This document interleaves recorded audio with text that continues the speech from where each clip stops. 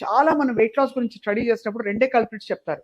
నీ అవుట్‌పుట్ అంటే నువ్వు చేసే క్యాలరీ బర్నింగ్ నువ్వు తిండే తిండి కంటే అది 30 తక్కువ ఇయర్స్ ఉంది. బ్యాక్ మేము అదే అనుకున్నామండి. మెడికల్ కాలేజ్ నుంచి బయటికి వచ్చి ఫస్ట్ అదే అనుకున్నాము. హ్మ్. అరే మీరు ఇట్లా ఉంది.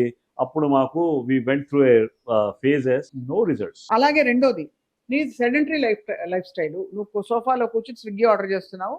కూర్చుని బరువు as a doctor I will also blame that kind of. Yes. లేదు మీరు ఎక్సర్సైజ్ చేయరు, we are not doing, 1 hour 10,000 steps walk చేయి అని చెప్తారు. యువర్ స్టెప్స్ లేదు. It is not like that. There are two things. I'm not in favour of the patient. He is sick, his energy levels are down like anything.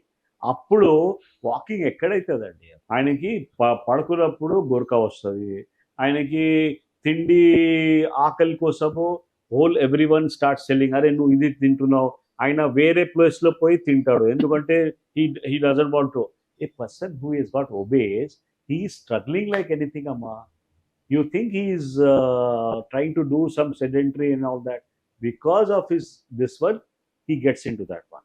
Yes, it becomes a way of life. That is also one of the things.